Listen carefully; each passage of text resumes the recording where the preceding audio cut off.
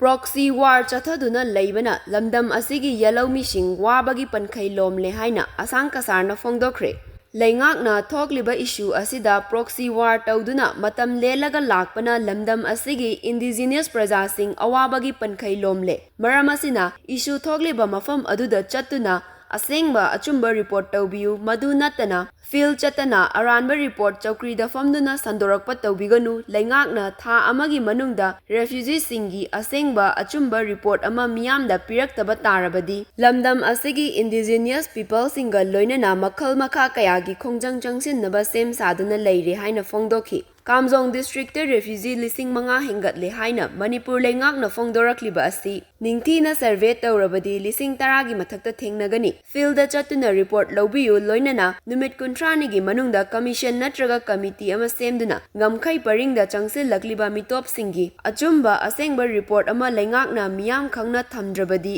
indigenous people singi akanma khongjang lakani haina indigenous forum Manipur gi president asang kasarna leingakta akanma wafam thamkre Ngarang Manipur Press Club ki Kaubru Hall da pangthokpa paugi mifam amada mahakna hai chahi ama henjalaklaba irang asina Lamdam asigi praja miyam wabada hainingai leitre masigi mathakta tongan masakhangdaba kayagi puba thangba ngamdaba dimana ekhoi maselgi marakta nungaina daba thoknabagi achauba maram oiraklagani maram asina Lairiba miyamgi mihut humfuna chungsinnaduna waroishingi firep ama lauduna athubada irang asi loishinnaba hotnadrabadi henna awaba ma oigani Manipurda Myanmargi narolda changsillakiba refugee gi masing asi aduki matik yamde haibasi miyamna khangnaraba wafam amani hiramasigi matangda ngallingai matamda haukiba chahi inglising aniga kungo humdoi gi December da Indigenous Peoples Forum Manipurna Manipur gi Chief Minister da yengsinbinaba haijakiba leirabasu ngasi fawba ningthina thabak oina paikhatlaktraba matung ngarang nahanda Kamjong district da refugee singi masing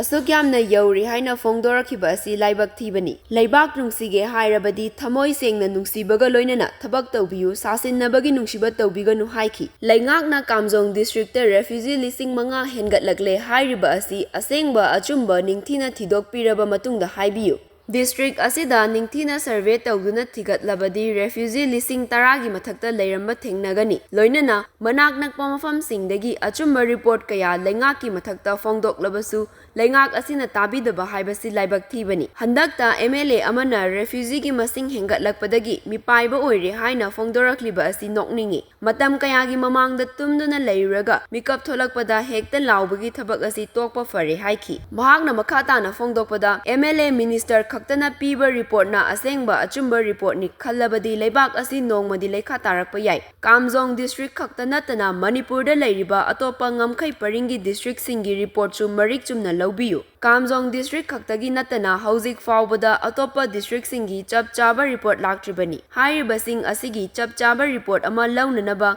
commission natraga committee ama semduna Leingak asina tawfam thokpa thabak chap chana tawba tangai fadaba ama oire amadi Lamdam asigi leiriba indigenous people sing wakhal taminaduna thausadana leiba yaroi masigi mahutta apunmagi oiba policy ama puthoktuna thabak tawba mathau tare haiki Leibak asigi Yelhoumee furup kannanaba hotnabada mapan lamdagi narolda changsillakkliba refugee sing thingnaba hotnabada Lamdam asida leiriba CSO sing amadi tongan malup sing yauna committee ama athuba matamda semduna hauzik thengnariba refugee singi issue asi aikhoi punna thengnaminasi haiki